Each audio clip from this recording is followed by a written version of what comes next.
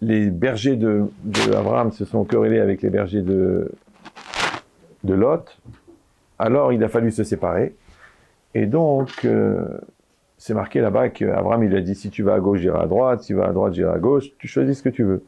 Et là-bas, il y a le langage, c'est marqué, Vaïssa, Lot et Einav. Lot a levé les yeux, Vaïar et Kol Kikar Yarden, et il a vu toute la plaine du Jourdain. Maintenant, on sait que Lot, il avait à l'époque, la richesse, c'était les troupeaux, et que les troupeaux ont besoin de l'herbe. Donc, quand il a vu que tout le Kikar Yarden, il était couvert de prairies, il a dit, c'est le bon endroit. En tout cas, c'est le langage qui nous interpelle. Pourquoi c'est marqué, Vaïssa, Lot et Einav, il a levé les yeux, Vaïar, il a vu. D'accord? Bon, on aurait pu marquer directement Vaïar, il a vu. Pourquoi on a besoin de dire il a levé les yeux et il a vu? C'est quoi ce décalage-là? Après, le même langage à peu près, quand Avram Avinu, Hachem lui a demandé de faire la Keda, et que finalement, au dernier moment, il a dit ne fais pas, Alta Aslo, ouais, Altishlachi Elanar, n'envoie pas ta main sur l'enfant. Donc il a empêché d'égorger Yitzhak, et on voit qu'il a dit 2 fois. D'accord? Parce qu'il a dit Alta Aslo Meuma, ne lui fait rien. Alors Rachid explique pourquoi est-ce qu'il a insisté. Parce qu'en fait, Avram voulait faire quelque chose. D'accord? C'est très bizarre. Il lui dit ne fais rien. N'envoie pas ta main. Il dit bon, alors il dit au moins j'essaie, au moins je lui fais au moins je l'égorge, au moins je lui enlève une oreille, je fais quelque chose. Alors il a dit Alta Aslo Meuma, ne lui fais rien, ça veut dire Alta Aslo Moum, ne lui fais pas un défaut. C'est comme c'est un korban, il doit être pur, c'est pour ça que jamais Yitzhak il est sorti d'Israël. Alors nous, on ne comprend pas, parce que nous, quand on a un malheur, ou une menace de malheur, et qu'au dernier moment, on est sauvé, on ne dit pas « on dit « au Hachem », c'est bizarre. Ouais. Et lui, il a un langage bizarre. Il dit Rachid, il dit quoi? Les Chinam Batilekan, je suis venu pour rien. Genre, j'ai fait le déplacement. Ouais. Même si tu passes Shabbat chez la belle-mère, au moins tu la pousses dans l'escalier. Enfin, je sais pas. C'est un exemple au hasard. Et j'en vois pas d'autres. Bon, mais l'idée, j'ai rien contre les belles-mères, hein. Mais Adam Arishon n'en a pas eu et il a vécu longtemps. Donc chacun comprendra. Donc l'idée c'est quoi? L'idée c'est que on est dans le monde de l'acte. Et il savait, Avram Avinu, que pour qu'une chose, elle traverse les générations, il faut qu'elle passe par l'acte. Les pensées, c'est bien beau, ouais. Comme dit le Rav Zekri, les paroles passent, mais les écrits restent. Bon, vous l'avez raté. Donc maintenant, l'idée, c'est quoi? C'est que Avram, il voulait faire quelque chose pour que ça marque les générations. D'accord? Mais lui, il ne savait pas, Avram Avinu, que sa mahashava, lui, sa pensée, elle était tellement forte qu'elle valait un acte. C'est-à-dire, chez une personne normale, l'acte ne suffit pas. Enfin, la pensée ne suffit pas, il faut un acte. Pourquoi? Parce que tant que tu ne vis pas ce que tu penses, on ne sait pas vraiment si tu penses ce que tu penses. Vous suivez ou non? Ah, ouais, je sais, c'est la ménopause. Donc, non, l'idée, c'est comme ça. C'est que si je pense que l'honnêteté, c'est important. L'honnêteté, c'est important. L'honnêteté, c'est important. J'ai fait 3 cours sur l'honnêteté. J'ai fait un séminaire sur l'honnêteté. Paf, il y a une opportunité de gagner 100 000 € en faisant une embrouille. Et je la fais. Donc, ça veut dire que au fond, quand je ne fais pas ce que je dis penser, c'est que je ne le pense pas. Oui? Quand je lui dis j'aime mon mari, je l'adore. Après, je dis, qu'est-ce qu'il est gros, qu'est-ce qu'il est bête, qu'est-ce qu'il est lourd. Ah, puis c'est vraiment le fils de sa mère, il a les gènes de la belle famille. Donc, peut-être que quand tu dis que tu l'aimes, peut-être que tu ne l'aimes pas. Vous suivez ou non? Pourquoi? Parce que tu ne peux savoir si tu penses ce que tu penses seulement si tu vis en fonction de ce que tu penses. Donc, on a besoin de l'acte pour conforter que la pensée est vraiment pensée. Ça va? Donc, de la même manière. Mais chez Abraham Avinu, sa pensée était tellement forte qu'il n'avait pas besoin de l'acte pour confirmer la pensée. C'est que sa pensée à lui, elle vaut l'acte. Oui? Comme les gens y pensent. Ah, moi, c'est avec le cœur. Moi, Dieu, c'est dans le cœur. Je n'ai pas besoin, moi, des téfilines, le Shabbat, tout ça, c'est archaïque. Alors, les cours particuliers, ça démarre à 12 000 €. Alors, je ne sais pas quelles sont vos facilités de paiement. D'accord. Non, c'est un peu plus compliqué que ça, mais enfin, je peux le compliquer si vous voulez. Mais bon. Non, je sais, mais pourquoi résumer? Quel intérêt? Ce qui compte, c'est de comprendre. Donc, l'idée, c'est ça. C'est qu'en fait, je ne sais même plus de quoi je parlais, moi. Ah oui, c'est marqué dans le Midrash que les cendres de Yitzhak sont sur l'autel. Alors, vous êtes au courant que Yitzhak n'a pas été brûlé. Oui? Non. Il n'a pas été brûlé. Il est sorti vivant, il est parti à la yeshiva. Donc, comment on peut dire les cendres de Yitzhak sont sur l'autel?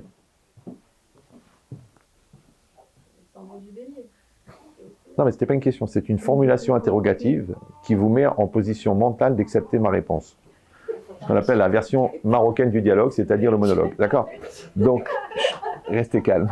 C'est incroyable. Bon, alors, voilà, je vous préviens, il n'y a pas de question. Voilà.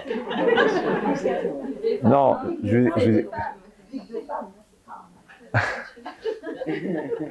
Écoutez, moi j'en ai une super, les autres je ne les connais pas.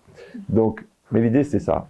Parce qu'en fait, on va essayer de faire à peu près 10 ans de thérapie en 1h30 et à peu près 6 ans d'yeshiva. Donc, si on coupe au milieu, c'est comme le tagine. Quand tu l'enlèves, il arrête de cuire. Maintenant, on peut le faire. Moi, ça ne me dérange pas. On peut faire des bas, on peut faire des hauts. Des hauts, des bas. Non plus. J'ai besoin des blagues pour savoir si vous êtes avec moi. Là, je suis limite déçu. Mais bon. Donc l'idée, c'est ça. C'est de dire que la Machashava de Avraham Avinu. Pourquoi? Parce que quand Hachem lui a dit tu ne tueras pas ton fils, alors Avraham il a dit mais moi je suis venu pour ça, je suis venu pour faire un sacrifice. Alors Hachem qu'est-ce qu'il a fait? C'est marqué Vaïssa Avraham et Ainav. Avraham a levé les yeux, Vayar Veine Aïl. Il a vu et voici qu'il y avait un bélier. Maintenant il a fait un deal. C'est très très bizarre. Ouais.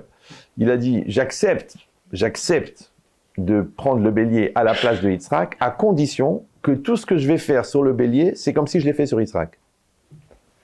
Ça veut dire que Avraham, il avait la pensée de faire sur Yitzhak, mais l'action, il l'a fait sur le bélier. Vous me suivez ou... Voilà. Et dans toute l'histoire d'Israël, des fois, il y a eu des béliers, des fois, il n'y en a pas eu. En 39-45, il a manqué 6 millions de béliers. Donc, on a été obligé de prendre 6 millions d'Yitzhak. Vous me suivez ou non? Des fois, tu te fais cambrioler le jour de la Mila. Bon, ben c'est bien, parce que la Mila, c'est bien passé. Vous me suivez ou non? C'est-à-dire, des fois, il y a des béliers, des fois, il n'y en a pas. C'est comme ça. On peut dire, ah, pourquoi, c'est pas normal, nana. Bon, ça, tu vas grandir si Dieu veut. Ouais. On comprend pas tout. Mais je vais finir celui-là. Donc, l'idée, c'est quoi? C'est de comprendre que la Machashava, elle a une puissance énorme. Mais là, on va plutôt se concentrer sur le langage, encore une fois, c'est marqué Vaïssa, Avraham et Enav.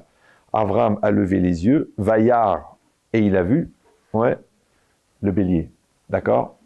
À un autre moment, quand il allait pour aller à la Hakeda, donc ils ont fait 3 jours de marche, ils sont arrivés à un moment, et c'est marqué pareil, Vaïssa, Avraham et Enav, Avraham a levé les yeux, Vayar et Tamakom Mirachok. Il a vu l'endroit de loin, c'est-à-dire l'endroit que Hachem lui a désigné pour faire la Hakeda, il l'a vu de loin. Donc c'est pareil, c'est quoi ce langage? Pourquoi on n'a pas dit directement? Il est arrivé et il a vu. Pourquoi Vaïssa est un âme? Il a levé les yeux et il a vu. C'est bizarre ce langage. Et c'est pareil aussi pour Eliezer, quand Avraham l'a envoyé pour aller chercher une femme pour Yitzhak. Alors il est arrivé devant le puits, ouais, et il va y ou Terem Kalal et Daber. À peine il avait fini de parler, parce qu'il a dit voilà, le premier qui se présente, ça sera la femme de Yitzhak. Ouais, un miracle que c'est pas une chamelle qui est arrivée. Donc, Vaï ou Terem Kalal et Daber, et voici qu'à peine il avait terminé de parler, Ve'ini Rivka Yotzet. Et Rivka est arrivée. D'accord? Donc en réalité, ça c'est la notion. C'est la notion de l'instantanéité. C'est-à-dire le fait que je sais pas ce qu'il veut. Donc, le fait que les choses, elles arrivent instantanément. Ouais, parce que nous, quand on prie, en général, ça prend entre 5 et 10 ans. Mais lui, il a ouvert la bouche et hop, ça s'est terminé, ça s'est fait tout de suite, d'accord? Il dit la logique, c'est quoi? C'est de comprendre, en fait, dans le rapport qu'on entretient avec Hachem, quel niveau de spontanéité, quel niveau de tmimout, ouais, quel niveau d'intégrité on a dans ce rapport avec lui. Alors pour essayer de comprendre ça, on a demandé pourquoi ce langage-là de Vaïssa et Einav, il a levé les yeux et il a vu. En fait, la logique, c'est que quand il lève les yeux, ça veut dire qu'il se met dans une position mentale de qu'est-ce qu'il a dans la tête avant de voir. Parce qu'il y a la vision, et il y a ce qu'on appelle en français la prévision. La prévision, c'est la vision avant la vision. Maintenant, ce que tu vois dans ta tête avant de voir. Ça veut dire dans quel esprit tu es, dans quel mental tu es, dans quelle spiritualité tu es, dans quelle nature, dans quelle posture psychologique tu es. Tu es complexé, tu es angoissé, tu es bien dans ta tête, tu es en dépression, tu es heureuse, tu es remplie, tu es pleine, tu es pleine de vie, tu es pleine d'ambition. Selon le terrain psychologique dans lequel tu es, ce qu'on appelle le contexte, avant de voir, alors tu ne vas pas voir la même chose. Tout le monde comprend ça. D'accord? Par exemple, l'enfant qui est complexé, tu vas lui dire, tu vas rentrer dans cette école, ah non, personne ne me connaît, ça va mal se passer, j'ai pas envie de changer. Bon, pourtant il a 41 ans, tu comprends pas. Bon, mais les gens qui ont peur du changement, en vérité, c'est parce qu'ils aiment être dans la maîtrise. Ouais.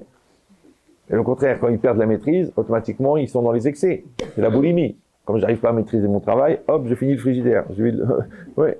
Je reporte ma capacité de gérer sur quelque chose que je peux gérer. Par exemple, mon assiette ou la pizza. Ouais. Mais cette logique-là, ça veut dire que c'est ce que j'ai dans la tête avant de voir. Maintenant, effectivement, ce qu'on appelle chez les Chachamim le lève. C'est ça le cœur. D'accord? Le cœur, c'est pas les émotions, c'est la sentimentalité, non. Le cœur, c'est le centre de la personne. On a expliqué déjà 1 million de fois que le Maharal, il dit « Alev zemerkaz Adam », c'est le cœur de l'homme. Donc quand on parle du cœur du problème, du cœur de la vie, du cœur du fruit, on a bien compris que c'est pas que le cœur, le fruit a un cœur, sauf la poire qui a un cœur, parce que c'est connu que la poire souffre de problèmes de cœur. Mais l'idée, c'est que le centre de la personne, de là d'où vient tout ce que je dis, tout ce que je fais, tout ce que je pense, ça vient du cœur. C'est pour ça qu'on dit « Akol novea me'alev », tout provient du cœur. D'accord? Alors moi, pour résumer, j'appelle ça la source de l'impulsion première.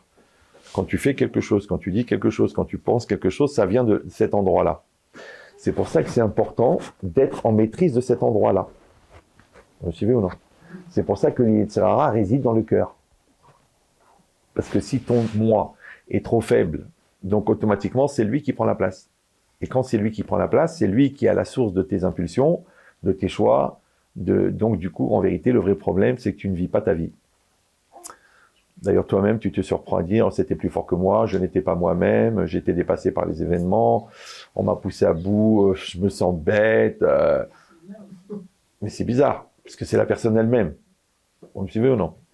Donc en réalité, c'est pas la personne elle-même, puisqu'elle n'est pas elle-même.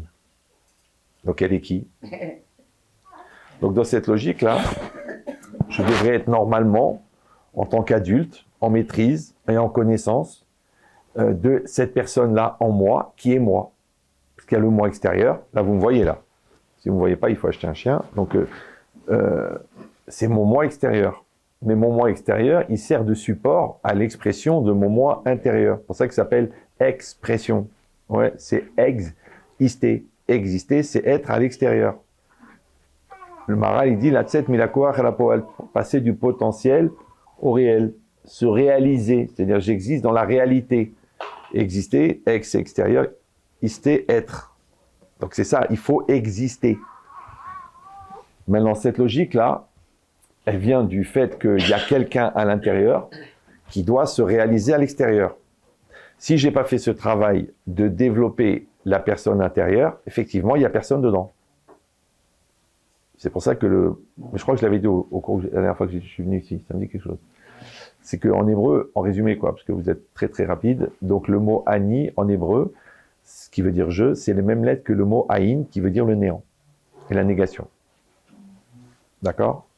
Donc ou ani, ou je suis ani, ou je suis aïn. Donc ou je suis une personne, ou je suis personne. Maintenant, si je suis personne, je ne dois pas m'étonner que personne ne tient compte de ma personne, puisqu'il n'y a personne. Donc les gens s'énervent, oui, on ne me rappelle pas, on ne me donne pas de nouvelles, on passe à côté de moi, c'est comme si je n'existais pas. Il y a quand même des références. Ouais. Donc en fait, c'est parce que tu n'existes pas. Mais comment je n'existe pas? Voilà, je suis là. Non, tu es, ES, mais tu n'existes pas comme un arbre. Il est, mais il n'existe pas. Parce que pour exister, il faut qu'il y ait un potentiel qui se réalise. Maintenant, quand le potentiel n'est pas développé et n'est pas réalisé, automatiquement, il n'y a personne. Maintenant, le potentiel, les chachamim, ils appellent le lev, et le moi personnel, il s'appelle le lev, et le moi réalisé s'appelle le maasé. C'est que les chachamim emploient un autre langage, mais c'est la même logique, d'accord? Et on est censé passer yotse mina lev, d'accord? On va sortir du lev, donc du potentiel, mina koach, et la poal, à l'acte. Maintenant, ce passage de l'un à l'autre, il s'appelle la vie. Ça va? Maintenant, il y a toujours une pensée avant, comme vous avez dit la théorie ou la mahashava, et ensuite l'acte. Maintenant, c'est très très important de comprendre que la théorie, c'est pas une dimension intellectuelle. Ouais, de dire que bon, il y a d'abord une activité cognitive avant toute réalisation. Non, c'est plus que ça. C'est que le moi intérieur, qui s'appelle le fruit de la ahlata, la décision, ouais, il est, Rav Dessler, il dit, la moitié de la réalisation. Ahlata zechatziasia. La décision, c'est la moitié de la réalisation. D'ailleurs, il y a beaucoup de gens qui n'arrivent pas à réaliser, ils n'arrivent pas à finaliser, ils n'arrivent pas à construire, ils n'arrivent pas à développer. En fait, ils n'arrivent pas à décider. Ouais, ils ont la tête, ils ont plein de choix, ils ont plein de possibilités. C'est une des maladies qui est développée par le syndrome de l'intellectualisme. Vous connaissez la maladie des intellectuels? Non? Moi, je l'ai été, mais je me suis soigné. Ouais. La maladie des intellectuels, c'est l'indécision. Ils n'arrivent pas à décider. Parce qu'ils envisagent tellement de possibilités, on peut dire ça, puis on peut faire ça, on peut faire ça, on peut faire autrement, on peut faire différent pour rien. Le gars qui n'arrive même pas à envisager la deuxième possibilité, il n'hésite pas. Parce qu'il est 100% dans la première. Comme le bœuf. Ouais. Tu lui dis avance, il avance. Tu lui dis mais il y a une rivière, il avance. Il y a une route, il avance. C'est un bœuf. Ouais. Ben ça, c'est la personne que tu dois être après la décision. Avant la décision, tu dois être très très chacham, très dans la finesse, très dans l'analyse, très dans l'autocontradiction, très même des fois dans l'autodérision. Avant. Mais après la décision, c'est terminé. C'est marqué dans la Gemara d'Onchoulin. Arumim beda'at. Ils sont malins dans la tête. Umesimim atzmam kabe'ema. Mais ils se rendent comme un animal. La Gemara dit c'est qui? Bah, tu dis, bah, c'est les brels, c'est les améaretzim, les têtus, les psychorigides, les spécialistes en maroquinerie. Non. La Gemara dit c'est les talmidei chachamim. Tu dis comment le talmid chacham? Arum beda'at. Il est malin. Eh ouais, on parle pas des Eshaïm. Ouais. Non, Arumim beda'at, c'est qu'il y a deux étapes. Il y a une étape qui s'appelle la réflexion, il y a une étape qui s'appelle l'action. Maintenant, dans l'étape de la réflexion, tu dois couper les cheveux en quatre, tu dois analyser, tu dois voir les tenants, les aboutissants, tu dois connaître le fond du problème, tu dois faire de l'anticipation positive. Mais quand tu as un psakalaha, quand tu as une décision finale, quand tu as fait un choix, c'est fini maintenant. Mais si mimaratzmam kabeema, ouais, tu discutes avec le Rav, le pilpoul, elle est permise, elle interdit, il y avait des témoins, il n'y a pas de témoins, ils ont utilisé un préservatif. Ouais, le Rav étudie, elle est mouteret. Moi, j'ai des cas, des fois, de Shalom Bayit très, très ambigus, pour pas dire ambigus. Maintenant, je l'aime. Je dis, oui, pour l'instant, vous êtes 3, vous êtes 4, moi, c'est compliqué pour moi. Ouais. Donc, j'ai dit, moi, d'abord, j'appelle un Dayan. Ouais, en général, Rav Schlesinger. Si Rav Schlesinger, il me dit que Mouteret, moi, je fais Shalom Bayit. Sinon, je ne vais pas monter un immeuble sur des fondations en mousse à raser. Sous prétexte qu'il y a de l'amour. Vous avez compris? On verra les cas personnels après, s'il vous plaît. D'accord. Mais l'idée, c'est ça. L'idée, c'est que il y a un temps de réflexion et il y a un temps de décision. Le problème, c'est que le temps de décision et le temps de action, au niveau chronologique, sont toujours dans cet ordre-là. Alors, c'est quoi l'Yetzirah? C'est qu'au moment où il faut réfléchir, tu dis non, je vais agir, c'est bon, le magasin, il est bien placé, on y va, on met 1 million de shekels. Ouais. Et après, ça, c'est au moment de la réflexion, tu as voulu agir. Et au moment d'agir, tu commences à réfléchir. Est-ce que c'est bien? Comme les gens, ils m'appellent, voilà, je veux savoir, d'après vous, est-ce que c'est mon mazal? Est-ce que c'est... Mais vous mariez quand? Je dis non, ça fait 22 ans qu'on est mariés, on a 9 enfants. Je pense que les buts ont été confirmés par l'arbitre. Puisque le ballon est arrivé à sa place, d'accord? Ça n'a pas de sens. Mais quand même, elle se dit, oui, mais peut-être Mina Shamaïm. Emin Ahmaraim. Donc l'idée, c'est ça. L'idée, c'est qu'il y a un moment pour réfléchir, il y a un moment pour agir. D'accord? Et dans toute la vie, ça sera ça. Maintenant, dans cette logique-là, encore une fois, le moment pour réfléchir, il est avant. Ouais, c'est un préliminaire. Encore une fois, c'est pas seulement la réflexion, c'est aussi l'état dans lequel je suis, l'état mental. Est-ce que je suis fort? Est-ce que je suis bien? Est-ce que je suis construit?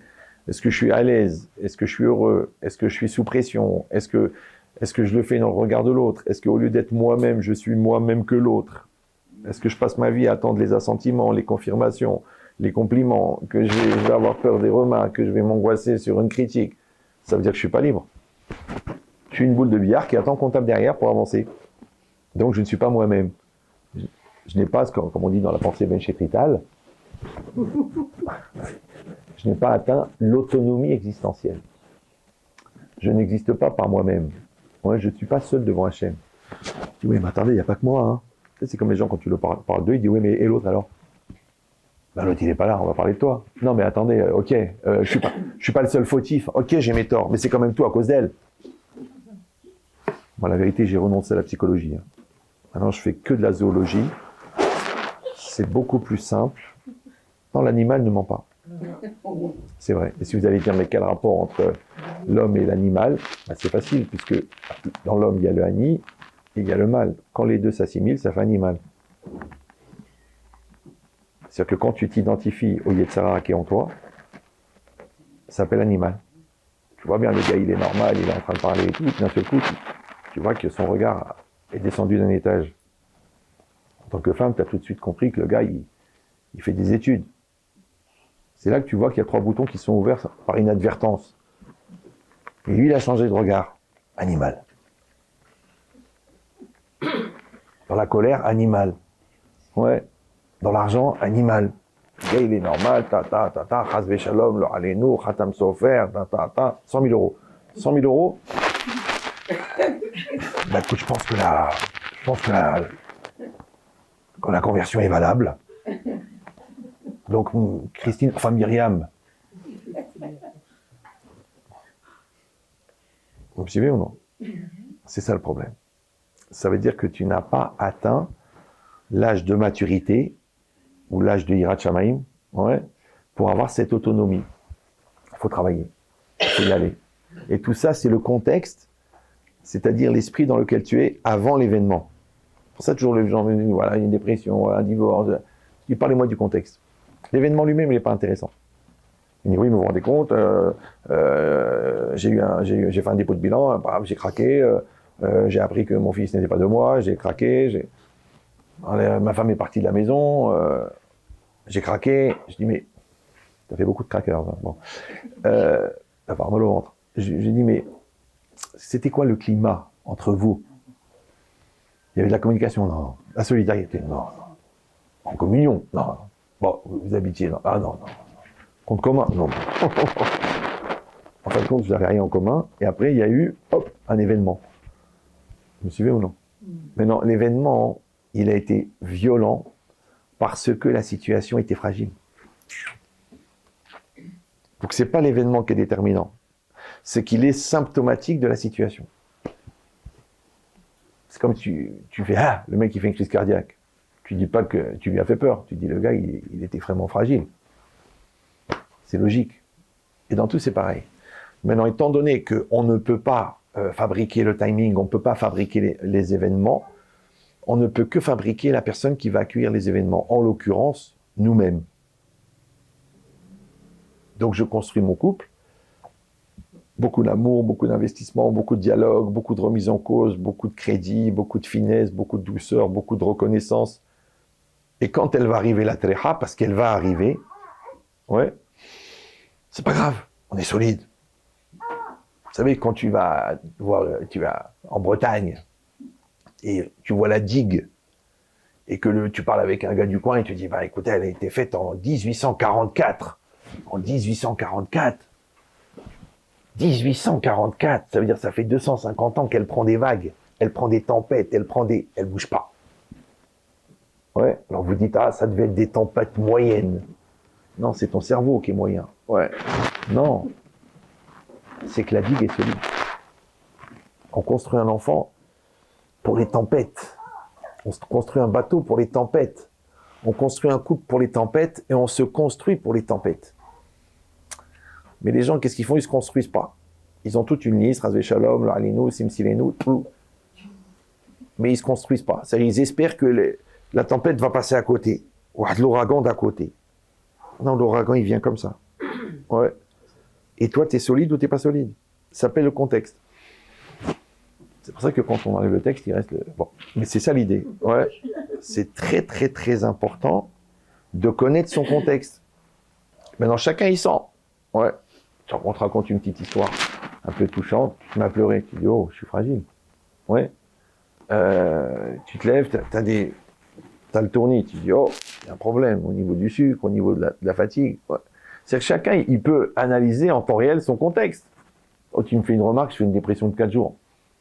Il y a un problème. Je sors l'accouchement, au lieu de faire un baby blues de 2 jours, je fais une dépression de 4 mois. Il y avait un contexte. Ouais, mais c'est à cause de toi, parce que tu m'as pas accompagné, tu m'as pas aidé, tu m'as pas soutenu. Même le fait que tu transfères tout sur l'autre, c'est aussi un contexte. Vous me suivez ou non? Donc ça veut dire que tout est contexte. Donc les gens malins, ils connaissent le contexte, et bizarrement, avec le contexte, ils comprennent la suite.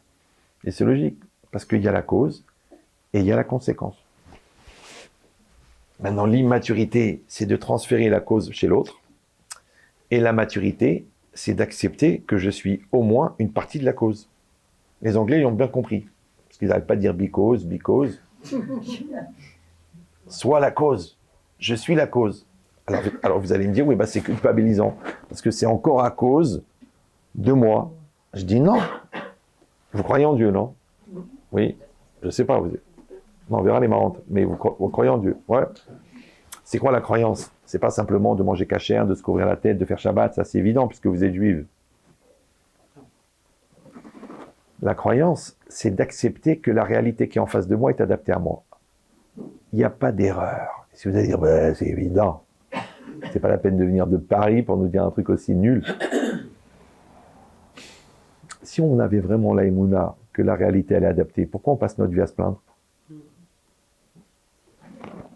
Ah bon, le mariage, c'est pas ce que je croyais, les enfants, je suis déçu, la part de ça vient pas, la maison, elle se vend pas, l'autre, il n'arrive pas à se marier, qu'est-ce qu'il fait le bon Dieu? Il dort, faut le réveiller, faut...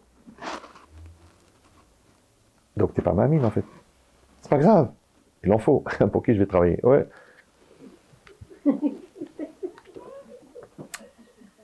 Mais c'est un problème de Emouna. Donc la Emouna, c'est d'accepter que la réalité qui est en face de moi, elle est adaptée à moi. Le problème, c'est que le fait que la réalité soit adaptée n'implique pas pour autant que moi, je suis adapté. Vous sentez la nuance ou là? Ça va? C'est-à-dire que dans l'absolu, la réalité, elle est adaptée. Le bon Dieu, il ne se trompe pas. Même Einstein, dont on n'a jamais retrouvé les téphilines, il a dit « Dieu ne joue pas au dé ». Ça veut dire qu'il n'y a pas de hasard. Donc cette réalité, vous êtes là, vous. Moi, je suis là. Donc vous êtes là pour moi je suis là pour vous. Le bon Dieu, il a créé cette rencontre. Maintenant, qu'est-ce qu'on va faire avec? Moi, je vais faire un truc que je connais par cœur, ou je vais donner de moi-même. Vous allez rigoler, vous allez attendre la blague, vous allez dormir tranquille, vous allez vous vexer parce que comment il parle, pour qui il se prend. Ouais. Chacun a son délire psychiatrique personnel que je ne peux pas gérer. D'accord, vous comprenez ce que je veux dire ou non? Mais ça va être un choix. Après, à 120 ans, on va repasser le film, on va dire, dis-moi, au cours, t'as pas donné le meilleur de toi-même. Je dis, oui, j'étais fatigué, je m'en fous. Oui, c'est vrai, un arrière. Et toi, qu'est-ce que t'as fait, toi, pendant 1h30? Pendant 1 heure? Enfin, je sais plus combien. Ouais. T'étais pas vraiment consciente, ou alors t'as passé tout le cours à penser à quelqu'un d'autre. Ah, mais dommage que mon mari n'est pas là.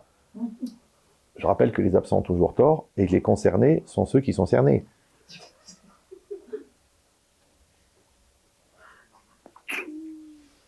Donc la logique, c'est quoi? C'est que quand j'ai une réalité devant moi, écoutez bien, je suis concerné à 100% par 100% de la réalité. Vous allez me dire, oui, mais quand on est deux? Bonne question. Et je rajoute 20 € dans le cochonnet. Ouais. Quand on est deux, on est concerné à 100% par 50% de la situation. Mais 100%. Et qu'est-ce qu'ils font les 3/4 des gens? Ouais. Au lieu de s'occuper de leurs 50%, ils s'occupent des 50% de l'autre. T'as vu? T'as écouté ce qu'il a dit? Voilà. Qu'est-ce que je te répète depuis des années? Toi, tu dis, oui, mais toi aussi, tu étais là. Donc, tu es aussi concerné. Ah, moi, rien à voir. Moi, grâce à Dieu, moi, Blainara, que Dieu protège, Simsileno. Mais c'est bizarre. C'est bizarre, cette capacité à transférer la responsabilité. Donc, je vais vous dire un truc, mais il ne faut pas l'utiliser avec quelqu'un que vous aimez. Vous êtes capable ou non? Oui, oui. Je ne me sens pas trop capable. Oui, oui. C'est dangereux. C'est explosif. Bon, je vous le dis quand même, d'accord? Mais je vous fais confiance. Si une personne, systématiquement, elle transfère la cause des problèmes chez l'autre, c'est qu'il n'y a personne à l'intérieur pour assumer.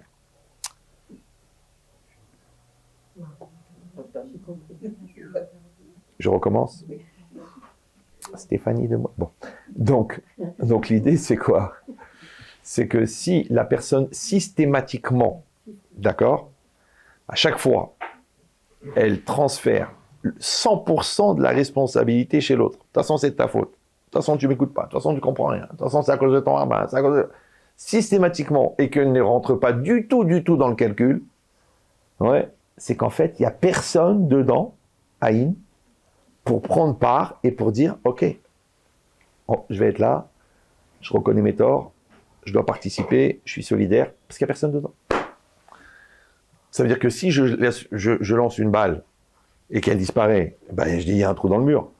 Mais si la balle elle rebondit, c'est que le mur est plein. Il n'y a pas d'espace à l'intérieur. Eh oui, ça va?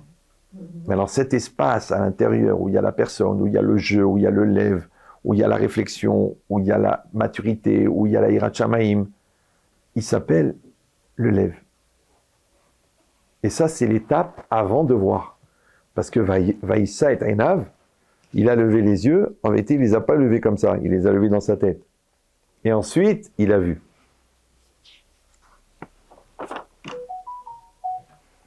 Confirmation par texto, d'accord? Donc ça veut dire que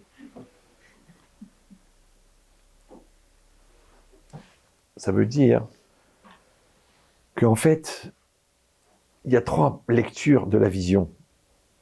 Les scientifiques, ils disent « je vois ce que je vois ». Ok. Genre, objectivement, je vois ce que je vois. Les psychologues et les moussards, ils disent « je vois ce que je veux voir ». C'est que ma vision est influencée par ma volonté. Et le Baal Shem Tov, il dit « je vois ce que je dois voir ». Vous me suivez ou non? C'est-à-dire que ce qui apparaît devant moi, c'est le bon Dieu qui me dit « il faut que tu vois ça ». C'est pour ça qu'il y a une expression en français qui est très marrante. Bon, on ne prend pas le temps d'y réfléchir parce qu'on n'a pas le temps, mais c'est pas de la Torah, vous pouvez le faire aux toilettes. C'est que, pourquoi quand tu arrives dans une situation où tu n'es pas concerné et que tu interviens, on te dit « ça ne te regarde pas ». C'est-à-dire quoi? La situation me regarde. Elle me regarde. Alors nous, bon, on traduit, tu n'es pas concerné, tu n'as pas besoin de t'impliquer, de quoi tu te mêles, tu as l'air de quoi? Ouais. Mais le mot, il est bizarre. Ça ne me regarde pas. C'est qu'en fait, la réalité me regarde. Et moi, si je veux, je la vois ou je la vois pas. C'est pour ça que les gens, ils ferment les yeux, je ne préfère ne pas voir, j'ai été aveuglé, je dis, mon copain, tout le monde t'a dit que le khatan, il est tordu. Mais écoute, moi, je l'aime, vous l'aimez pas, vous êtes jalouse, l'amour est aveugle, bon, il y a un autre mot, mais d'accord. Mais pourquoi la personne, elle voit pas? Alors, tu vas dire, soit tu vas dire, elle voit pas, bon, effectivement, il faut qu'elle aille chez un ophtalmo, soit tu vas dire, elle veut pas voir, parce qu'elle est tellement amoureuse, du coup, les angles, elle en fait des ronds, ouais. Soit, elle ne doit pas voir. Parce qu'il faut qu'elle se marie, il faut qu'elle souffre pendant 10 ans, et il faut qu'elle divorce. Ah, mais c'est dur! C'est visage Shamaïm. Je sais pas, peut-être dans le Gilgoul d'avant, t'étais un homme et t'as fait divorcer 4 femmes, et maintenant, il faut que tu ressentes la souffrance, la séparation. Donc, tu vas prendre la treha. Et si vous dites, non mais attendez, Rav, on peut pas vivre comme ça, hein. Il y avait un gars comme ça, il avait perdu 2 bébés. Il m'a dit, on était très riche. Il m'a pris première classe. On est parti en Israël. On a été voir un grand Mekoubal, bon, qui a quitté ce monde. J'ai été le voir, j'ai dit, Rav, Aben Adam, Osé, Ouibed, Shnei Yeladim, il a perdu 2 enfants. Un mort-né et un à 1 mois, la mort du nouveau-né, je sais pas quoi. Si Rav, il veut savoir quoi faire, un tikkun, une bracha. Et le Rav, il me regarde, il me dit, Aval Chasser Arba, il manque 4. Alors moi, j'ai le gars à côté qui parle pas l'hébreu, j'ai le Rav devant. La vérité, je sais pas quoi faire. Il a payé les billets, il m'a payé le taxi, il m'a payé tout. Il me dit, Aval Chasser Arba. Je lui dis, mais quoi, Mazer Chasser Arba? J'ai dit, il a été avec des filles avant de se marier. Il m'a dit, ouais, il a fait avorter 6 fois. 6 fois, 6 gosses. Il a perdu 2, il manque 4. Moi, j'allais m'évanouir. Le mec, il me dit, qu'est-ce qu'il dit, là, rabbin? Le syndrome du poisson rouge. Il s'est énervé, il est parti. Il m'a laissé, bon, avec le billet. Ouais. C'est que les gens, ils se rendent pas compte. Bon, j'étais jeune, bon, on fait ça comme ça, on s'amuse, le truc. Bon, évidemment, il faut assumer, on enlève le bébé, avortement, bon, c'était quand même le 4e mois de grossesse, bon, c'était pas impossible que je l'épouse, c'était pas une fille bien, mais t'as fait un avortement. C'est une loi physique. Vous avez fait de la physique, non? Rien ne se crée, rien ne se perd. Tout se transforme. C'est tout, c'est une question de timing. Ça va arriver, c'est comme tu jettes une pierre en l'air, pourvu qu'elle tombe pas. Elle va tomber, c'est la gravité terrestre et la gravité de tes actes. Tu peux pas y échapper, c'est logique, mais c'est pas. C'est dur quand même. Et Rachamana, et Rachamanuta, et la gentillesse, et la bonté, Ok, mais c'est les lois de la nature. Ouais. C'est connu qu'il faut jamais cracher dans le vent. Mais si Dieu veut, non, il n'y a pas de si Dieu veut, tu craches dans le vent, ça revient. Tu mens, après tu dis, ouais, personne ne me fait confiance. Tu mens. Tu dis, personne ne me prête, mais tu rends jamais. Ok, mais ça n'a rien à voir. Il y a des prêteurs et il y a des gens qui rendent, moi je rends pas. Mais ils peuvent continuer à prêter. Mais non, puisque tu rends pas. C'est bizarre, ouais. J'insulte tout le monde, personne ne m'aime. Le plus grand angoisseur du monde et les gens, ils écoutent pas ce que je dis. Je sais pas, je l'ai dit déjà, mais les gens croient que je rigole. Je signale juste pour les gens qui ne me connaissent pas que j'ai beaucoup d'humour, mais je rigole jamais. Hein. Vous rigolez, moi je me marre pas. Hein. Jamais je rigole, moi. Jamais. Rigoler dans le sens délire, perte de contrôle. Non, je suis pas un talmide de Cyril. Donc l'idée c'est ça, c'est de dire que je suis stupéfait des gens qui s'étonnent des résultats non obtenus sur les efforts non fournis.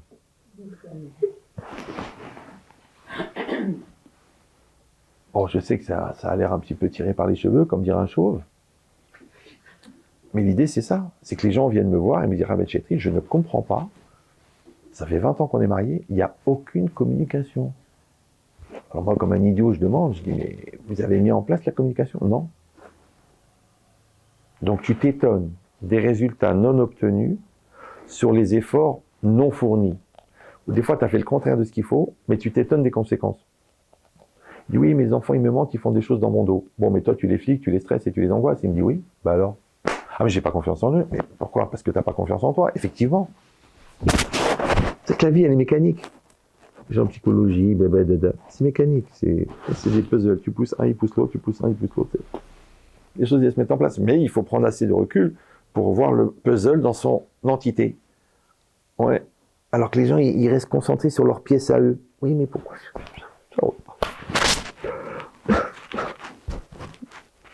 Ça rentre pas non plus. Ça veut pas rentrer. Pourquoi? Parce que c'est ici qu'il faut la mettre. 21 ans perdus. Eh oui, c'est un puzzle. T'essayes comme ça, t'essayes comme ça. C'est comme ça. Tu vois qu'avec ton mari, le frontal, ça marche pas.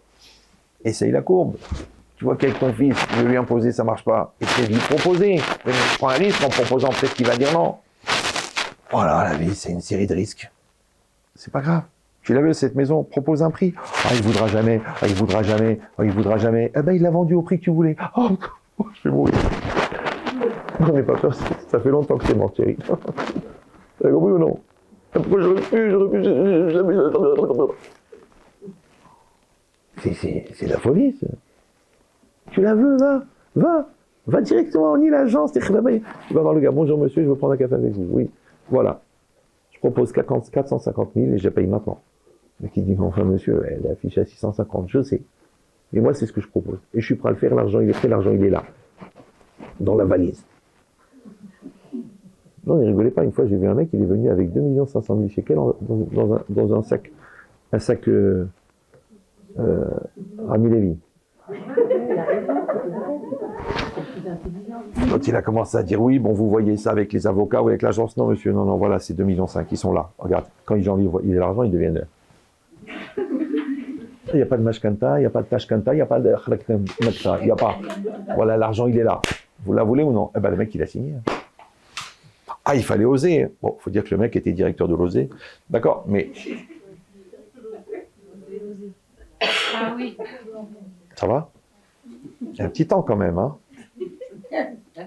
C'est que le cerveau est un muscle qu'il faut utiliser régulièrement. Sinon, il s'empâte. Donc la logique, c'est ça. C'est que quand tu vas voir quelque chose, rappelle-toi que souvent ce que tu vas voir, ça n'est que la projection de ce que tu avais dans la tête avant de le voir. Par exemple, tu n'aimes pas quelqu'un, tu vois que les défauts. Tu aimes quelqu'un, tu vois que les qualités.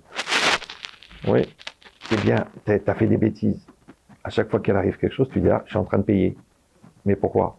Pas parce qu'il t'arrive des problèmes, mais parce que toi, tu vis dans la culpabilité. Maintenant, tu veux éviter la culpabilité qui t'amène à penser que tu mérites des claques. Fais tchouva. Tu fais tchouva, il n'y a pas de problème. Quand tu as une tâche, moi, des fois, j'avais une tâche. Bon, ça peut arriver. Ma femme, alors, elle me disait toujours, Iria, tu as une tâche, tu ne sors pas comme ça. Tu es rave, tu ne sors pas comme ça. Alors moi, je disais, mais non, mais je mets la cravate. Elle me dit, mais la cravate, elle va faire comme ça. Je dis, tu sors pas, il y a une tâche, il y a une tâche. Je dis, mais t'as vu la tâche qui est derrière la tâche? Elle est encore plus grosse. C'est pas grave. Alors, elle voulait pas, elle supportait pas. Elle me dit, non, tu peux pas sortir avec une tâche. Moi, je dis, c'est pour l'Ainara, parce que quand ils regardent la tâche, ils me mettent pas l'Ainara à moi. Mais elle avait raison, c'est le cavote de son mari, c'est normal. Bon, la logique, c'est ça. C'est que il faut que tu réfléchis, et c'est ça, c'est pour ça que j'ai dit que ça s'appelle la prévision. Ouais. Par exemple, mon fils, il m'a énervé. Il m'a rendu un bulletin scolaire de Khaba. Ouais. Je ne vais pas lui parler ce soir. Je vais lui parler demain. Parce que maintenant, je suis dans les nerfs, je suis dans la déception. Je vais le pourrir. Mais je ne vais pas le pourrir parce qu'il a fait une mauvaise scolarité. Je vais le pourrir parce que moi, je suis vexé et je suis mal. Donc, en fait, il va prendre 90% de supplémentaire sur la base de rien. Parce que c'est un événement. C'est pour ça qu'il ne faut jamais raisonner et réagir. Et c'est ça la différence entre les adultes et les enfants. C'est que les enfants, ils réagissent et les adultes, ils décident. Et pour décider, il faut du recul. Le recul, c'est quoi? C'est que je vais aller chercher à l'intérieur, au niveau du lève, quelle est ma vision, quel est mon choix, quel est le problème, quel est le fond de la question. Ouais. Mais si je regarde juste la réalité et que je réagis, d'accord, tu me parles, j'ai mal, ok, tu me parles, je suis vexé, donc ça veut dire que je suis encore dans l'impulsion. Et l'impulsion, ça se trouvera bien parce que j'arrive pas à le finir celui-là. Ouais. Merci. Donc l'idée, c'est ça, c'est qu'en fait, mon cerveau, il va fabriquer une image avant que je vois. D'accord? Ça s'appelle l'anticipation. Ça s'appelle la prévision, le prévisionnel. Ça veut dire que c'est comme si il y a un puzzle devant moi et je vois le trou et je fabrique l'image de la pièce et ensuite j'inscris la pièce dans le puzzle. Ça s'appelle l'homme de la situation. Là, il manque une maman, je fais la maman. Là, il manque le papa, je fais le papa. Là, il manque la responsabilité, je paye la suite. Ouais. Je fais ce que j'ai à faire. Alors, je pourrais me poser la question. Oui, mais pourquoi? Je suis pas concerné, c'est pas lié à moi, ça n'a rien à voir avec moi. Si, puisque je suis devant la situation. Pourquoi le bon Dieu m'a mis devant la photo? Et c'est ça, vélo tatouru, achare levafrem, vachare enechem. Ne vous détournez pas après vos cœurs et après vos yeux. Normalement, on dit à enaim root, les yeux voient, ve alef romed, et le cœur, il convoite. Mais même convoiter, c'est voir.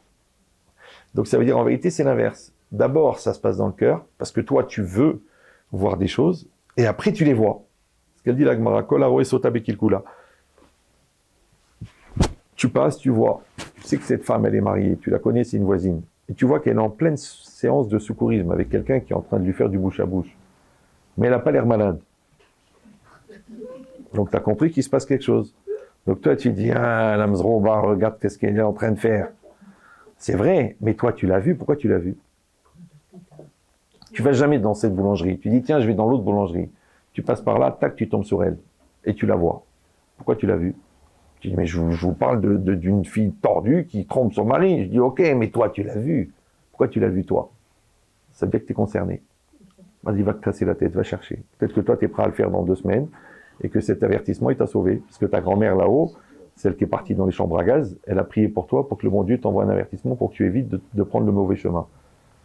Parce que la collègue de bureau est très entreprenante.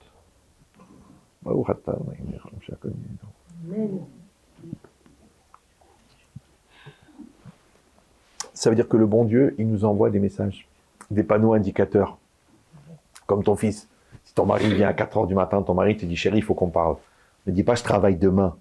Parce que tu vas réfléchir, tu vas dire, mais ça fait 16 ans que j'attends qu'il vienne spontanément. C'est toujours moi qui va vers lui. Pour la première fois qu'il fait le premier pas, j'ai envie d'écrire une chanson. Ouais, non. Ben, tu dis, ok, tu t'assois, tu dis, ok, vas-y, viens. Tu veux parler? Vas-y, parle. Ouvre ton cœur, mon chéri. Ouais. Non. Tu me saoules, il est 4h. D'accord? Faut être raisonnable. Mais lui, il est trop raisonnable. Pour une fois qu'il parle avec son cœur, tu veux pas le laisser parler. Et le cœur a ses raisons que la raison ne connaît pas. Mais c'est des opportunités. Quelqu'un te présente une belle affaire. Hein, ça doit être dommage, tu l'as raté. Ouais. Quand il dit, je t'offre la voiture, mais elle est rouge. Hein, j'ai peur d'Ainara. Ben, t'as qu'à la revendre. C'est dommage, une Aston Martin. Ouais. Toute la vie, c'est comme ça. Ton fils, il a des yeux bizarres, il est fatigué, il lui faut beaucoup d'argent de poche, il s'enferme des heures dans les toilettes. Qu'est-ce que tu dis? Ah, il doit être constipé. C'est toi qui es constipé, Yabrel. À mon avis, il essaie de se fixer une ligne et il aspire parce qu'elle est blanche. Ouvre les yeux. Razvé Shalom, ça pourra jamais arriver. Bah, je rappelle que Tel Aviv et Bnei Brak, c'est collé l'un à l'autre. Hein. Tu changes de rue, c'est de l'autre côté. Donc ça veut dire, il faut avoir cette vigilance. Mais cette vigilance, elle vient d'une conscience, pas d'une angoisse. Vous suivez la différence? Et cette conscience ou cette angoisse, elle est en prévision. Comme une maman, elle est vigilante. Tu la vois, tu es en train de parler avec elle dans le parc, elle a 3 enfants. Elle te parle à toi, elle te regarde. Oui, tu sais, je t'explique. Les aubergines, d'abord tu les fais revenir. Il ne faut pas les voir comme ça, sinon elles vont brûler. Mais en même temps, elle sait qu'elle a un gosse qui est devant la porte du parc, là-bas, le petit, là, il fait gna. L'autre, il est monté en haut du toboggan, il s'amuse avec son frère à le pousser. Et l'autre, il joue à d'Artagnan avec des aiguilles à tricoter avec sa sœur. Ouais. Mais elle est en train de te parler, elle voit les 3 en même temps. C'est une maman, elle a 3, 4 cerveaux, c'est normal. Ouais. Plus 1 pour son mari. Donc, c'est comme ça. Mais c'est naturel. C'est ça, on dit en français, c'est sa vision des choses. Mais ça, encore une fois, c'est pas dans les yeux, ça, c'est dans le cœur. Parce qu'elle a cette vigilance, ça s'appelle la conscience parentale. Oui. Comme ça, tu sens, toi, que le client, il est pas content. Ou que t'as pas fini ton travail, ou t'as pas fait ce qu'il aurait fallu. Ça s'appelle la conscience professionnelle. D'accord? Tu es mal. Tu dis, mon mari, il est pas bien. Tu dis, mais comment? Il est à New York, toi, t'es ici. Je sais pas, je sens qu'il est pas bien. Il faut que je l'appelle. J'arrête pas de penser à lui. Tu l'appelles, il dit, t'as bien fait de m'appeler parce que là, je suis au fond. Là, le contrat, il n'a pas été signé. Je vais mourir. Demande à ta mère de faire une bracha. C'est ça l'idée. L'idée, c'est qu'on a créé ce lien et ce lien, il est dans le cœur. Mais encore une fois, pas dans le cœur des émotions, ouais, dans le cœur de l'intériorité.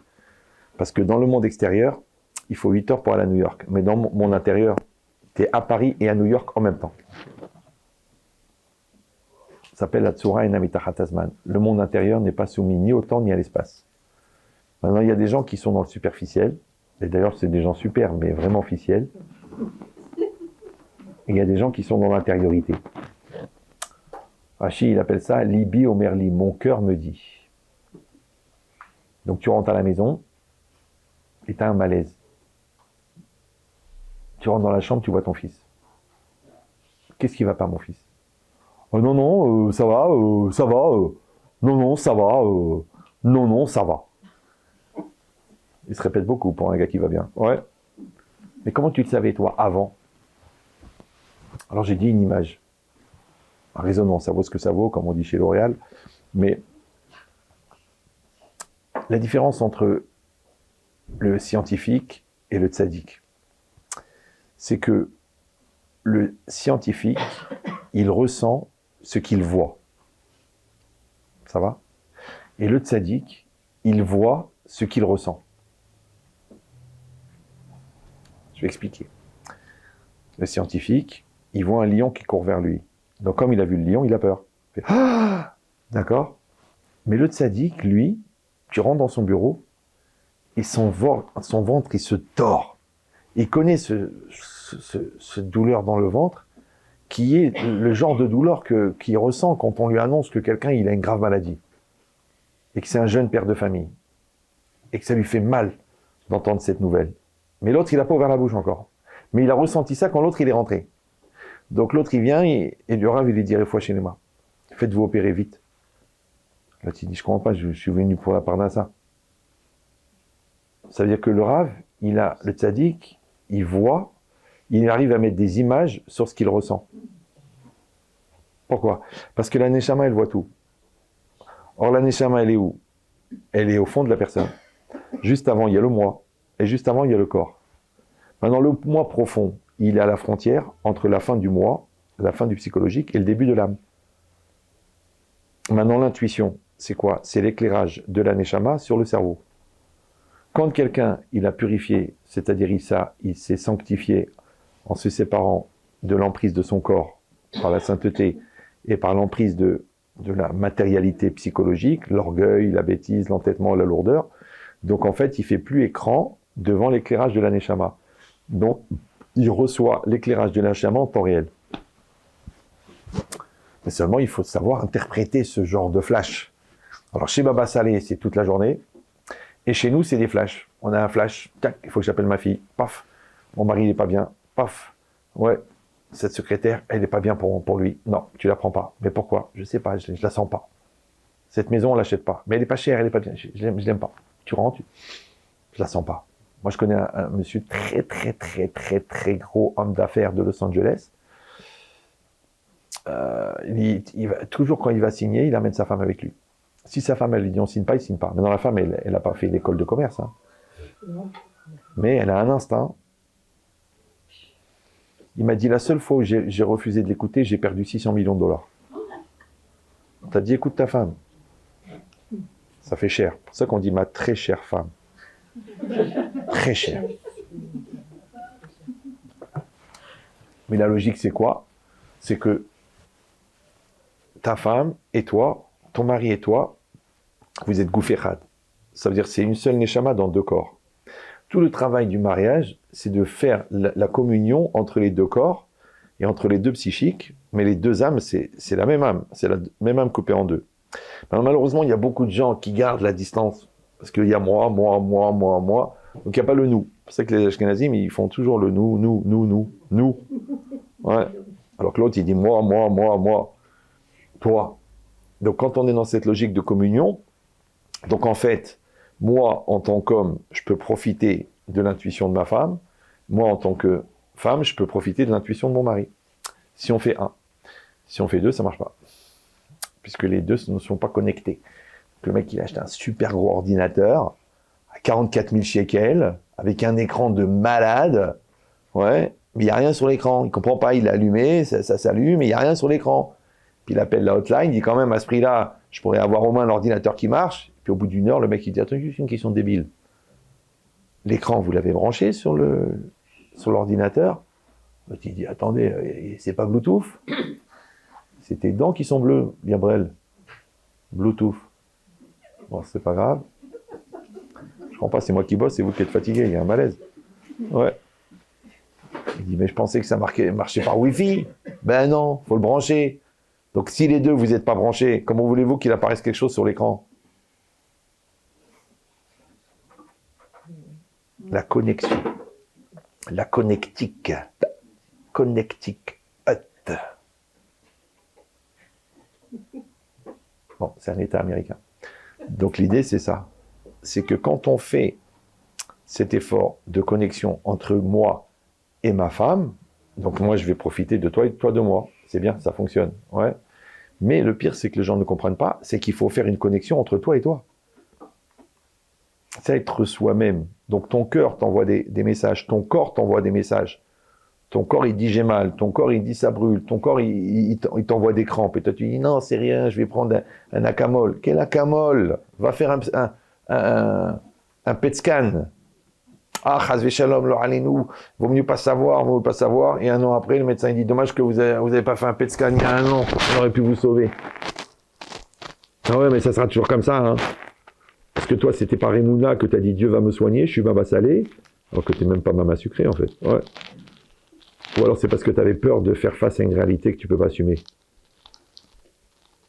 Donc tu vois que tout ça, ça se passe. Vélo Tatoru, achare les vafrem, vachare nichem. Parce que d'abord dans le cœur, ensuite dans les yeux. C'est-à-dire que les yeux, en fait, c'est des espèces de caméras, mais qui ne sont pas branchées sur l'extérieur, qui sont branchées sur l'intérieur, et à l'intérieur, il y a un logiciel qui fabrique l'image. Donc, effectivement, on voit ce qu'on veut voir. Vous savez que quand on rêve, on voit des décors, on voit des situations d'une précision incroyable. D'accord? Maintenant, le rêve, c'est quoi? C'est juste que quand ta fonction conscience est éteinte, alors il dit Rav Shimshon Raphaël Hirsch, ta fonction imaginative est libre. Et la fonction imaginative, ouais, ce qu'on appelle Koach Hadimayon, elle est beaucoup plus puissante que le plus gros logiciel de fabrication d'images. Donc ça veut dire que dans ton rêve, l'image, elle est fabriquée avec une telle précision qu'elle est aussi nette que le réel. D'ailleurs, les médecins ne comprennent pas pourquoi quelqu'un qui est suivi par un lion, qui est poursuivi par un lion, il fait une crise cardiaque, et quelqu'un qui rêve qu'il est poursuivi par un lion, il ne fait pas une crise cardiaque. Alors que les deux sont à un niveau de réalisme incroyable. D'accord? Maintenant, si vous comprenez le niveau de réalisme qu'il peut y avoir à l'intérieur du rêve, essayez de comprendre le niveau de réalisme qu'il peut y avoir, non, le niveau de rêve qu'il peut y avoir dans la réalité. Parce que si quand je rêve, mon cerveau fabrique des images, donc qui vous dit que quand je suis réveillé, 90% de l'image que je vois n'est pas le fruit de mon rêve, c'est-à-dire n'est pas le fruit de mon imagination active. Vous comprenez cette logique ou non? C'est pour ça que on dit quelqu'un il est dans un déni de réalité. Non, il n'est pas dans un déni de réalité. Il est dans une fabrication d'image qui n'est pas l'image de la réalité. Il a fait une autre image. Parce que la réalité, il ne peut pas l'assumer, donc il fabrique une autre réalité dans sa tête. Et il le vit avec la même... comme les schizophrènes, ça. Le gars, il te dit... Moi, une fois, il est venu... Moi, j'en ai rencontré plusieurs dans ma carrière. Une fois, il y en a, il m'a dit... Il m'a dit, Rav...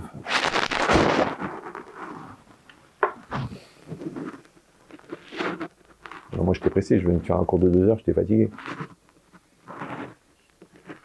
Mais Rav, je sais que vous ressentez ce genre de choses. C'est moi. Enfin, moi aussi. Il m'a dit non, je suis le... Je dis qui ça? Il m'a dit celui que tout le monde attend. Je lui ai dit le bus.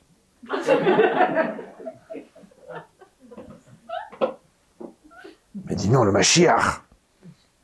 Je dis la vérité. Il me dit oui. Je dis vous n'avez pas la gueule. Je vous sens pas. Vous mettez les tefilines, c'est quoi? Donc les questions qui sont pas encore répondues dans le Talmud, vous risquez pas d'avoir la réponse. C'est quoi le Talmud? Oula, ça va être compliqué. Hein. On sait que le Mashiach va être différent, mais ignorant à ce point-là, c'est presque choquant de nullité.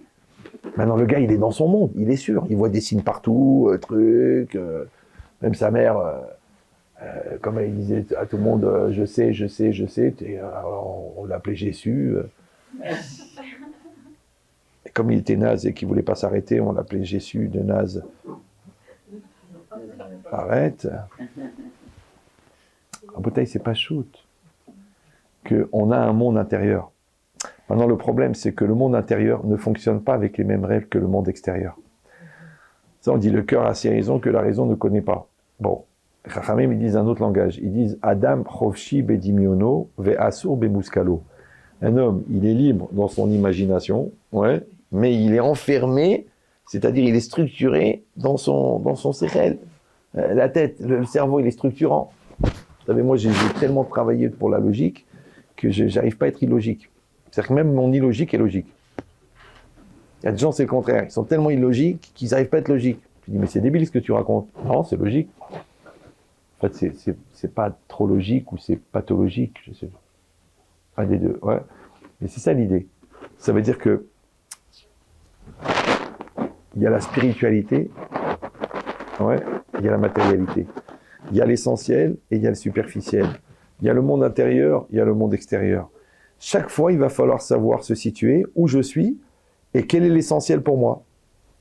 Donc, quand c'est marqué que Vaïssa et Aïna, Vaïar et Amakom Mirachok, que Avram Avinu, il a levé les yeux et il a vu l'endroit de loin. Ouais. Mais les commentaires, ils disent, Makom, c'est quoi là-bas? C'est Hachem. Hachem, il s'appelle Makom. Amakom Baruchu, Baruch Amakom. Ouais. Mirachok, c'est quoi? Qui s'éloignait. Ça veut dire il a senti que Dieu était loin de lui. Maintenant, il arrive devant une épreuve énorme, de sacrifier son fils. Et à ce moment-là, il sent qu'Hachem s'est éloigné de lui. Et c'est marqué comme ça dans les Sfarim, que quand on arrive devant une épreuve, il reste la crainte d'Hachem qu'on a déjà acquis et la Torah qu'on a en soi. Tout le reste, ça s'en va. Ça veut dire qu'Hachem nous quitte au moment de l'épreuve. Hachem, il est avec nous avant l'épreuve. Hachem, il est encore plus avec nous, si on a assumé, après l'épreuve. Mais au moment de l'épreuve, il nous quitte. C'est pour ça qu'on a peur. C'est pour ça qu'on a mal au ventre. C'est pour ça qu'on a envie d'aller aux toilettes. C'est pour ça qu'on a l'impression qu'on va se vider. Parce qu'en fait, Hachem nous quitte. Ça va? 2 minutes. Ouais. D'accord. Laissez-moi faire mon travail. T'as compris l'idée ou non? Ça veut dire quoi? Ça veut dire que Hachem nous quitte à ce moment-là.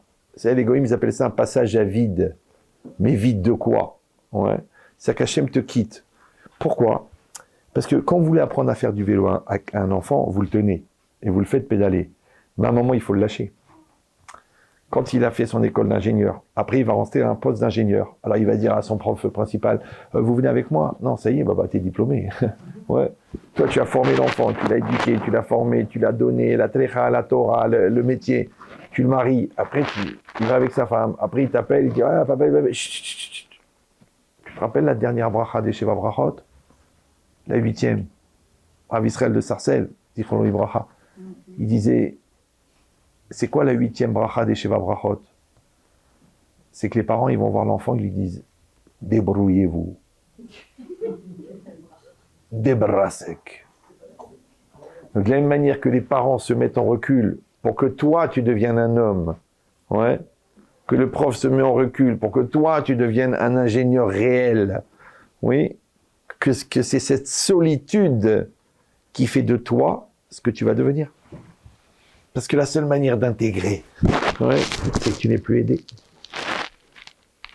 Mais encore une fois, après que tu as sublimé, alors Hachem il a dit Ve'ata yadati ki hare Elokimata, maintenant j'ai vu que tu crains l'Éternel. Ouais, après, vous me suivez ou non? Avant, Hachem il est avec toi, il t'accompagne, il te donne les moyens, il te donne des parents, il te donne des rabbanim, il te donne des circonstances, il te donne l'argent. Mais au moment de la décision, tu es seul devant le contrat, tu le signes ou si tu ne le signes pas, 23 millions de shekels. J'ai envie d'aller. Tu signes ou tu signes pas? Papa, qu'est-ce que t'en penses? Oui, mais il est mort il y a 4 ans. Oui, c'est vrai. Oh, maman, ma fiche, moi je comprends rien. Arpi, mais fais ce que tu as à faire. Oh, pourquoi je suis seul? Parce que tu es en train de grandir. Et grandir, pour ceux qui ne veulent pas grandir, c'est souffrir. Parce que tu vas accoucher sans péridurale de l'adulte que tu contiens. C'est un accouchement, avec douleur ou sans douleur. C'est pour ça qu'il faut beaucoup d'amour de l'autre pour accoucher. Il faut beaucoup d'amour de ses enfants pour accoucher. Il faut beaucoup d'amour de Dieu pour assumer. Et il faut beaucoup d'amour de soi-même pour grandir. Parce qu'il y a de la douleur. Alors, je me dis, oui, mais c'est angoissant pour ça. Moi, je voulais que ça se passe dans la facilité. Alors, si tu veux, on te met dans le coma à la naissance. et on te réveille 10 minutes avant de mourir, et on te dit, alors, j'ai la vérité, j'ai rien senti. Vraiment, ça s'est passé avec... Bah non, parce qu'on voulait te dire que t'es grand-père de 14 petits-enfants. Ah, mais avec qui? Ben bon, elle est déjà partie, mais enfin... Ouf, ah bah tu sais quoi, je me sens léger, ouais, j'ai envie de faire des choses, je sens une pêche. Non, c'est la fin. Non, le bon Dieu, ça va être la vie, c'est la vie. Ouais. Donc dans cette logique-là, vous avez compris que quand il a senti qu'Hachem l'avait quitté, c'est marqué aussi que quand Yaakov, il s'est battu avec l'ange de Esav, c'est marqué Vayevater Yaakov Levado, il s'est retrouvé Yaakov seul, Vaya avec Ishimo, il s'est battu un homme avec lui, Adalot Hashachar jusqu'au matin. Mais ce qu'on Vayevater Yaakov Levado, Yaakov était seul. Ouais. Le Midrash, il amène un truc incroyable. Il dit, à la fin des temps, quand Hachem, tout le monde va mourir. Ouais. Et que Hachem, il va décider ou non de faire la triatamétim. Donc tout le monde est mort. Oui, tout le monde est mort. Et Hachem, il est seul. Et qu'est-ce qui est marqué là-bas? Ki nisgav Hachem levado. Ki nisgav Hachem levado bayomahu. On chante, mais c'est une situation de fou. C'est-à-dire qu'Hachem, il est seul. Parce qu'il n'y a plus d'hommes. À ce moment-là, il lance la triatamétim, on espère. Et on espère être parmi ceux qui vont revenir, parce que c'est pas tout le monde qui va revenir. Je ne sais pas si vous avez le programme. D'accord. Alors le Midrash, il dit, quand c'est marqué Vayevater Yaakov Levado, Yaakov était seul. Et là-bas, c'est marqué Kinisgam Hachem Levado. Maintenant, il dit le Midrash, un truc incroyable. De la même manière que là-bas, Hachem, il sera seul sans l'homme. Ouais, de la même manière, Yaakov, il était seul sans Hachem. Alors, évidemment, Nia du séminaire, tu vas dire, mais Hachem, il est toujours là, Hachem, il est omniprésent, Hachem, il est dans le bien, Hachem, il est dans le mal, Hachem, Il faut grandir. Il faut grandir. Allez, les filles, un petit coup de... D'accord? Il faudrait que ça bouge en dessous le foulard. Ouais. Que l'idée, c'est que ça existe, cette solitude-là. Parce que Dieu est grand, Dieu existe, Dieu est bon. Mais devant le choix, tu es seul. Devant la responsabilité, tu es seul. Devant la maladie, tu es seul. Tu ne peux pas dire à tes copains, allez, chacun il prend un 10e du cancer. Ben non, tu es seul. Les métastases, c'est pour toi. La chimio, c'est pour toi. Pourquoi cette solitude? Pourquoi cette solitude? Parce que la solitude, c'est le rendez-vous que tu as avec toi-même. Va au rendez-vous. Alors toi, tu aimes bien qu'il y ait du monde, qu'on fasse tout ensemble, la communauté, le couple, la famille, l'ambiance, le spa, les vacances, les soirées, les restos. Ok. Mais au fond, tu es seul. Alors, on remarque une chose incroyable. Les gens qui sont bien quand ils sont seuls, tout le monde veut être avec eux. Mais les gens qui sont mal quand ils sont seuls, tout le monde les fuit. Oh, il y a le pot de colle qui arrive là. Oh, elle va encore me saouler avec ses histoires. Puis elle me garde 1 heure au téléphone. Bon, c'est vrai que personne ne l'appelle parce qu'elle est seule, mais c'est dur la solitude. Les goïms, ils appellent ça la folitude.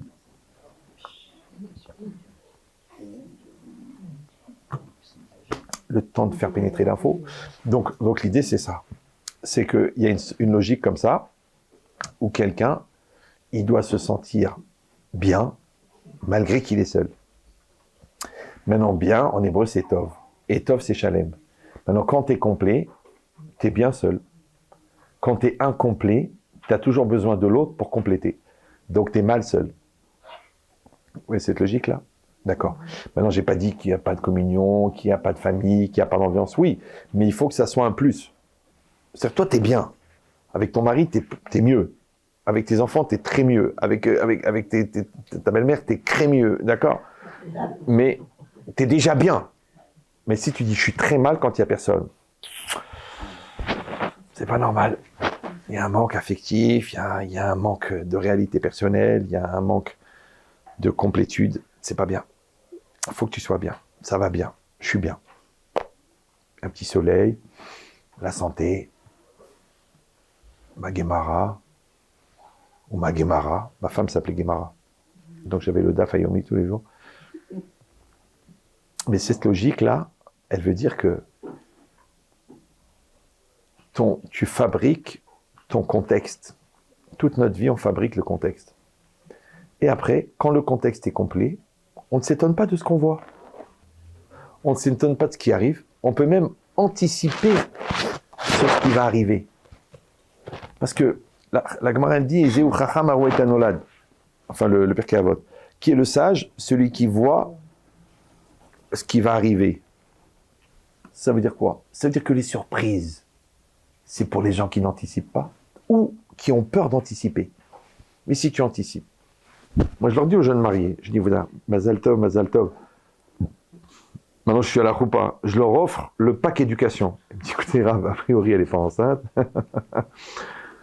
En tout cas pas de moi, mais c'est peut-être un peu tôt, pour l'éducation. Je dis tu rigoles ou quoi? Là, si ta femme elle tombe enceinte ce soir, tu as 14 ans pour préparer la crise d'ado. Oh, ça va, c'est bon, bébé. Le reflux, l'euro, le truc, la couche, ça va très vite. Très, très vite. Tu te retrouves avec un mec comme ça, 1m65, tu dis mince, il a 13 ans. Ouais, il a des besoins bizarres. À la yeshiva, il te dit, ah, c'est pas pour moi, je veux une yeshiva plus cool. En fait, il veut un club. Ouais. Faut que tu t'arranges avec. Si, ça fait 14 ans que tu te prépares, tu es tranquille, ouais. On sait qu'il va faire sa crise, c'est de la logique anticipative. C'est anticipatrice, ouais. Parce qu'un homme, il a deux grandes crises dans sa vie. Ces deux périodes, c'est 14-18 et 39-45. 39-45, c'est la crise de la quarantaine. J'ai droit au bonheur, je peux encore me remarier, je suis frais, qu'est-ce que je fais avec une vieille? Bon. Qui a le même âge que toi, hein, ouais. Et 14-18, bon bah c'est la crise d'ado normale. Donc chez le religieux, la Yetzirara de ne pas être religieux, et chez le religieux, la Yetzirara d'être religieux. Les parents, ils ont grandi à Montélimar, ils mangent du porc depuis qu'ils sont nés, et lui, d'un seul coup, il veut être Lubavitch. Je lui dis, mais qu'est-ce qui t'arrive, mon fils? Ils vont voir le rabbin, écoutez, notre fils, il fait une crise, un délire mystique. Alors le rabbin, il dit, bah faites vérifier les mésozotes. Ils disent, mais on n'en a pas. Ah oui, c'est ça. Ça va être compliqué, ouais. Donc l'idée, c'est ça. C'est que le contexte de la personne, il va décider de l'avenir. Maintenant, quel était le contexte mental de Lot? La cupidité. D'accord? Donc quand il a levé les yeux, qu'est-ce qu'il a vu? Les prairies, la richesse. Après, il a été où? À s'installer à Sdom. Sdom, c'était la Touma totale, c'était Las Vegas. Mais dans les endroits de Touma, il y a beaucoup d'argent à gagner. Donc il a été là-bas pour l'argent. Quand Abraham l'a sauvé, qu'est-ce qu'il a fait? Il est retourné à Sdom. Je ne sais pas si tu as compris. C'est que son contexte mental de cupidité, il l'a complètement aveuglé. Eliezer, lui, bah, il voulait absolument trouver une fille extraordinaire pour le fils de son maître, Abraham. Il était tellement convaincu, bah, tout de suite, dès qu'il a levé les yeux, qu'est-ce qu'il y avait devant lui? Il y avait Rivka, il n'y a pas d'erreur. Vous avez compris ou non? Dans chaque situation. Maintenant, Hachem, il a dit ne tue pas Yitzhak. Bon, alors il faut bien qu'il trouve une solution. Ben, la solution, c'est quoi? C'est le bélier. Et paf, le bélier, il était là. Donc ça veut dire quoi? Ça veut dire que tu fermes les yeux. Souvent, quand vous allez voir un grand sadique, vous lui demandez une bracha, vous lui posez une sheila, même une sheila d'alacha, il réfléchit d'abord, avant de répondre. Rav Yitzhak Veil, c'est un phénomène. Je ne sais pas si vous avez remarqué. À chaque fois que vous lui posez une question, que vous allez lui demander comment on fait Netiat Yadayim, ou que vous lui posez une question super compliquée sur une société de facturing qui appartient à 80% à des juifs, donc il y a un problème de ribit au niveau de la refacturation des chèques déposés au début du mois, ouais, une chez là très compliquée. À chaque fois, il dit systématiquement répétez la question.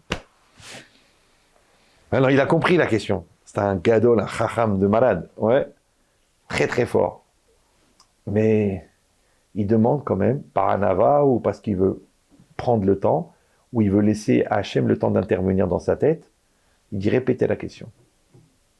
Ben, c'est ça l'idée. L'idée, c'est qu'on sait très bien qu'on vient avec un contexte, qu'on vient avec un mental. Ouais. Et toute la vie, on aura des questions comme ça, on aura des situations. À chaque fois, il faut prendre le temps. Prendre le temps. Ton fils, il a fait une bêtise, prends le temps. Ta fille, elle te dit quelque chose d'important, prends le temps. Moi, les jeunes mariés, je leur dis toujours, faites attention. Je dis au khatan, je l'attrape dans un coin, je dis écoute, si Dieu veut, bientôt, elle va te dire qu'elle est enceinte. Fais attention à la gueule que tu vas faire. Parce que si tu dis, ah, déjà, combien ça va coûter? Ah, je pourrais pas. Il va me prendre ma femme. Fais attention, parce qu'elle est déjà fragile. En plus, c'est un grand bonheur qui vous arrive. Il y en a qui attendent pendant 15 ans, ils n'ont rien. Vous tombez enceinte du premier coup. Fais attention à la tranche que tu vas faire. Tu peux le payer très cher. Donc ça veut dire que tu te prépares à la tête que tu vas faire. Toi, tu sais que ta belle-fille, elle va venir chez toi pour la première fois. Fais attention à la tête que tu vas faire. Tu dis, oui, mais je sais que c'est elle. Pourquoi? C'est parce que je l'aime pas. Ok. Moi, j'ai eu des cas de Shalom Bayit comme ça. La fille m'a dit, oui, vous comprenez, ma belle-mère, depuis le premier jour, elle m'a mal accueilli, mais c'était une gava. Elle me regardait jamais en face, elle regardait toujours de travers. Je dis, quand même, première rencontre. Je dis au mari, mais c'est normal, qu'est-ce qu'elle a fait, votre femme? Qu'est-ce qu'elle a fait, votre mère? Le mec, il me dit, mais ma mère, elle a un strabisme. Depuis qu'elle est née, elle voit de travers. Quand elle vous regarde comme ça, c'est qu'elle vous regarde dans les yeux. Mais elle ne veut pas comprendre. Oui, vous avez toujours des réponses, toujours facile, l'écouter est terrible. Ouais. Ça veut dire, elle a un contexte d'avoir peur d'être mal accueillie par la belle-mère. Ouais. L'autre, elle a un contexte d'être déçue de la belle-fille.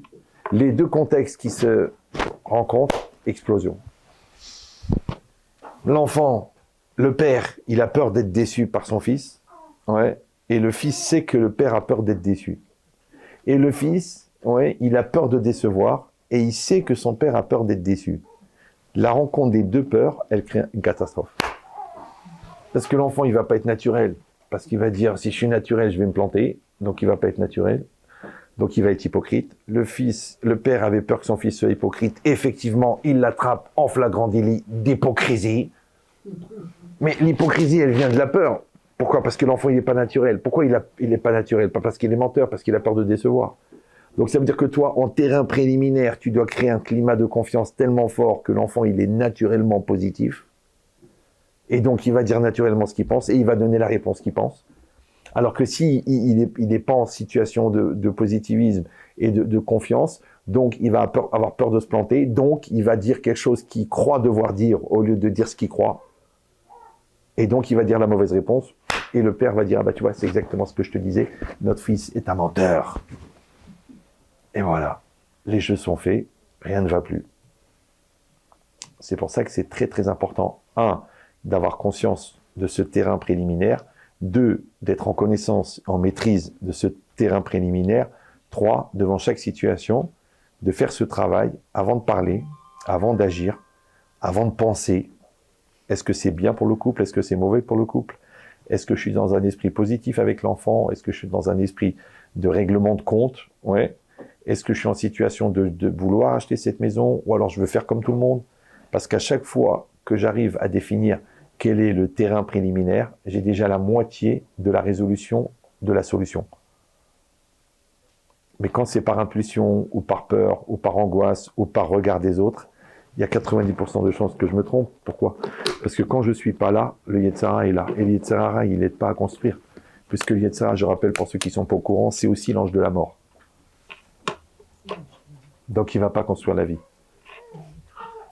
Par contre, si moi, j'ai tué la peur en moi, j'ai tué l'angoisse, j'ai tué la lourdeur, j'ai tué la flemme, donc je vais libérer le côté positif. Et donc, moi et ma Neshama, on va donner le meilleur de nous-mêmes et donc on va créer une dynamique positive. Écoutez bien ce que je vous dis, même si on se trompe.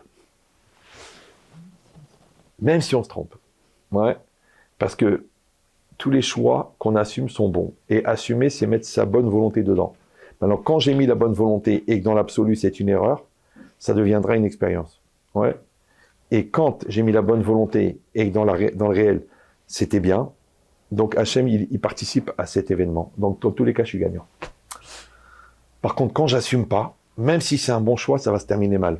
Pourquoi? Parce qu'il manque moi et la bonne volonté. Or, la bonne volonté, elle vient d'Hachem. Donc, j'ai enlevé Hachem du système et j'ai enlevé moi du système. Parce que j'ai déresponsabilisé. Donc, la chose, elle est libre. Et quand elle est libre, comme le vide n'existe pas, elle tombe entre les mains du Satan. Et le Satan, comme tous ceux qui le savent, c'est celui auquel tout le monde s'attend.